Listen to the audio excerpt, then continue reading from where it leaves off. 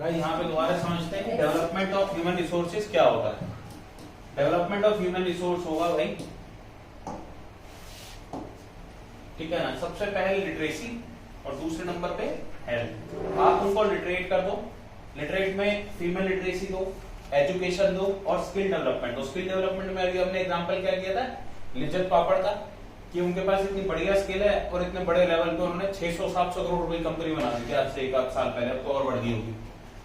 Health उनका improve कर दो, सैनिटेशन पब्लिक हेल्थ उनकी इंप्रूव करो, ठीक है ना। सही आदमी होगा तभी तो सही से काम कर पाएगा, ठीक है भाई। अगला करते हैं यहाँ पे लैंड रिफॉर्म्स, ये की इशू है दूसरे नंबर का।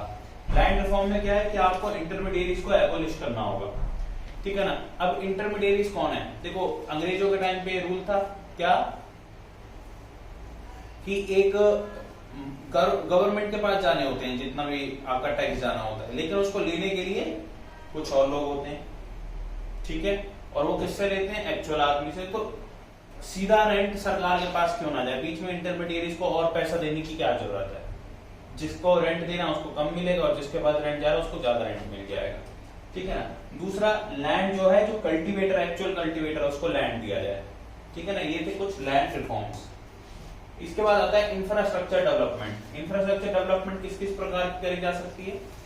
इंफ्रास्ट्रक्चर डेवलपमेंट आपकी की जा सकती है इलेक्ट्रिसिटी यहाँ पे प्रोवाइड कराई जाए, इरिगेशन फैसिलिटीज प्रोवाइड कराई जाए, क्रेडिट फैसिलिटीज यहाँ पे प्रोवाइड कराई जाए, मार्केटिंग फैसिलिटीज यहाँ पे प्रोवाइड कराई जाए, transport, village roads, highways, facilities for agriculture, research and extension, यहाँ के लिए रिसर्च करी जाए, ठीक है ना। पेस्टिसाइड्स के लिए अभी लोकस्ट आया था तो उसके लिए रिसर्च डिपार्टमेंट है जो कि पेस्टिसाइड्स बनाता है लोकस्ट को मारने के लिए, ठीक है ना।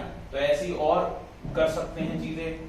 और इंफॉर्मेशन डेसिमिनेशन, यानी कि इंफॉर्मेशन इन तक पहुंचाई जाए, जैसे कि बारिश आने वाली है कि वेदर बुलेटिन हो गए, स्पेशल कोई भी बुलेटिन इनके लिए बनाओ, बारिश आने वाली है, प्राइजेस क्या रहेंगे, वो सब, ठीक है ना।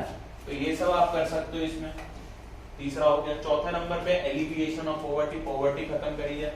कैसे कर सकते हैं भाई, देखो आपको सिग्निफिकेंट इंप्रूवमेंट करनी होगी इनके लिविंग कंडीशंस में, ठीक है ना। Weaker sections of the society को, इनको कैसे हम इंप्रूव कर सकते हैं। पॉवर्टी को एक ही तरीके से खत्म किया जा सकता है, वो है ये एम्प्लॉयमेंट अपॉर्चुनिटी। काम दे दो, पॉवर्टी खत्म।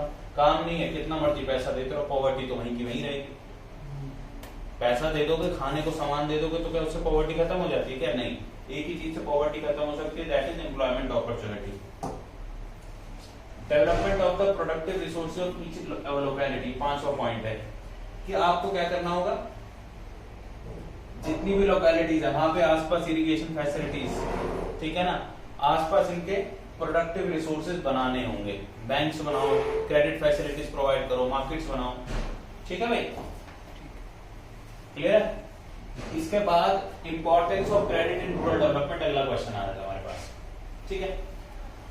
देखो भाई, जो ग्रोथ है ना इकोनॉमी की, किसी भी इकोनॉमी की, वो डिपेंड किस पे करती है, इन्फ्यूजन ऑफ कैपिटल पे, ठीक है। एनसीईआरटी की लाइन है जाइए, टाइम टू टाइम पैसा आता रहना चाहिए to realise higher productivity in agriculture and non agriculture sectors.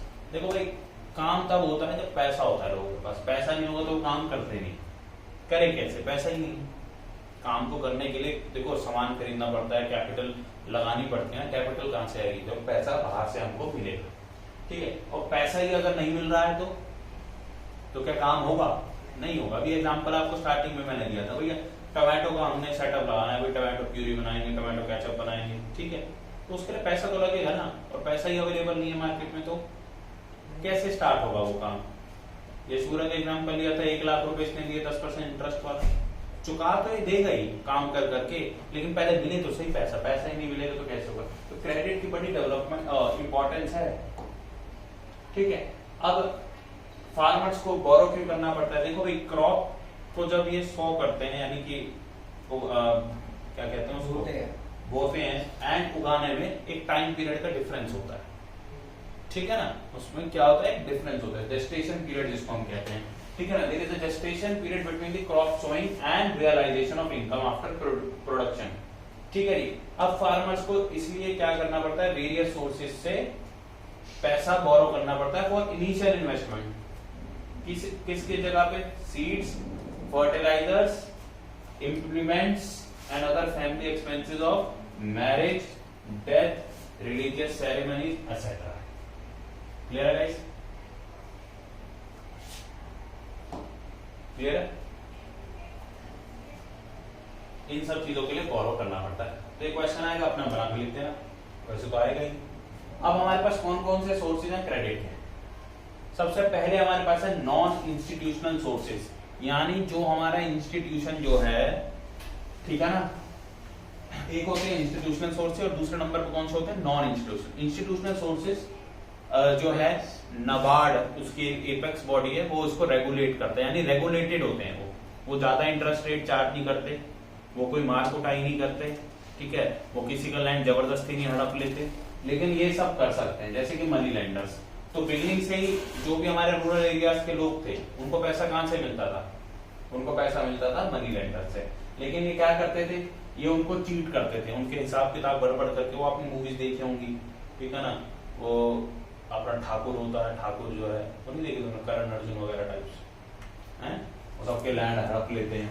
They cheat illiterate and innocent farmers, ठीक है, वो सांप वाली मूवी में देखी तुमने, नागिन वाली है, तो उनमें ऐसे ही होता है, देख लेना। They charge a very high interest rate. अब ये क्या, इतना हाई रेट ऑफ इंटरेस्ट होता है कि आदमी कभी अपना पैसा चुका ही नहीं पाता, और अकाउंट्स में गड़बड़ी और कर देते हैं, वो कभी चुका ही नहीं पाता, इलिटरेट वो वैसे ही है, तो कभी पैसा चुका ही नहीं पाता, वो डेट ट्रैप में फंस जाता, अपना लैंड भी खो देता है, तो प्रॉब्लमैटिक है। रिलेटिव से ले लेता है, ट्रेडर एंड कमीशन एजेंट से ले लेता है, ठीक है जी, पर उसमें भी कंडीशन होती है कि भाई क्रॉप तुम हमें ही बेचोगे, पैसा तो ले लो पर क्रॉप्स हमें ही बेचोगे, ठीक है जी। इसके बाद रिच लैंडलॉर्ड्स, उनसे ले लेता है, क्लियर बात, तो वो आपको पता ही क्या करते हैं। अब मेन हमारे लिए इंस्टीट्यूशनल सोर्सेज होते हैं। इंस्टीट्यूशनल सोर्सेज में सबसे पहले आता है कोऑपरेटिव क्रेडिट। ये लो रेट ऑफ इंटरेस्ट देते हैं, एंड ये बेसिकली क्या है कि कुछ कोऑपरेटिव बैंक्स बनाए हुए हैं, कुछ कोऑपरेटिव सोसाइटीज बनती हैं जो इस काम के लिए बनाई जाती हैं। इसके बाद लैंड डेवलपमेंट बैंक्स हैं, ये आपको लैंड वगैरह या उनके लिए इम्प्लीमेंट्स जो हैं, जो भी आपको चाहिए होती हैं, वो सब लेने के लिए आपको लोन देती है। इसके बाद कमर्शियल बैंक क्रेडिट तो है ही, आप सबके सामने आईसीआईसीआई बैंक वगैरह। इसके बाद कुछ आरआरबीज बनाए गए हैं, यानी रीजनल रूरल बैंक्स, ये तो स्पेशली स्मॉल और मार्जिनल फार्मर्स के लिए बनाए गए हैं, ठीक है ना, एग्रीकल्चरल लेबर्स के लिए बनाए गए हैं, आर्टिशियंस के लिए बनाए गए हैं, ठीक है गाइस, स्मॉल एंटरप्रेन्योर्स के लिए बनाए गए हैं और रूरल एरियाज के लिए बनाए गए हैं, क्लियर है।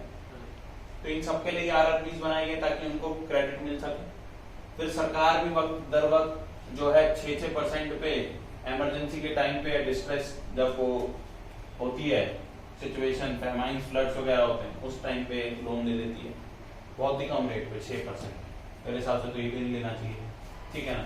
National bank for agriculture and rural development award, इसको 1982 12 जुलाई को आई थिंक, हाँ 12 जुलाई को ही इसको एस्टेब्लिश किया गया था 1982। और ये एपेक्स बॉडी है, एपेक्स बोले तो मतलब हेड है, इन सबका हेड कौन है? नाबार्ड है, ठीक है। इसका काम क्या भैया, जितना हो सके ना रूरल क्रेडिट को बढ़ाओ, रूरल एरियाज में इंस्टीट्यूशनल क्रेडिट ही जाना चाहिए, नॉन इंस्टीट्यूशनल नहीं जाना चाहिए, क्योंकि बहुत high rate of interest charge करते हैं। Its objective is to promote help and strength the credit situation, यानी क्रेडिट इंस्टीट्यूशंस को बढ़ाएं और हेल्थ को प्रमोट करें, ठीक है ना। ये है नाबार्ड। नाबार्ड क्वेश्चन, नाबार्ड पे क्वेश्चन आ सकता है 1982 वाला, सरकार कितने परसेंट पे इंटरेस्ट देती है? 6% पे, ये बात याद रखनी है, ठीक है। कमर्शियल बैंक की नेशनलाइजेशन पे है कुछ क्वेश्चन, तो 1969 है, ठीक है जी, क्लियर है गाइस। इनको नेशनलाइज कर दिया गया था 1969, तो इस पे क्वेश्चन आ सकता है, क्लियर है। तो 1 मार्क का क्वेश्चन भी पता लग गया साथ साथ 100%, ठीक है। इसके बाद अब एक सेल्फ हेल्प ग्रुप का पॉइंट रह गया, वो अगली क्लास में हम डिस्कस करेंगे, ठीक है ना। तो इसमें एक क्वेश्चन एमसीक्यू का ये भी बन सकता है, इसमें से बताओ कौन कौन से इंस्टीट्यूशन है, कौन कौन से नॉन इंस्टीट्यूशनल है। 3 ऑप्शन इंस्टीट्यूशनल के दे देंगे, एक नॉन इंस्टीट्यूशनल का दे देंगे, बोलेंगे इसमें नॉन इंस्टीट्यूशनल कौन सा है, ऐसे कुछ भी क्वेश्चन वो बना सकते हैं, क्लियर है गाइस।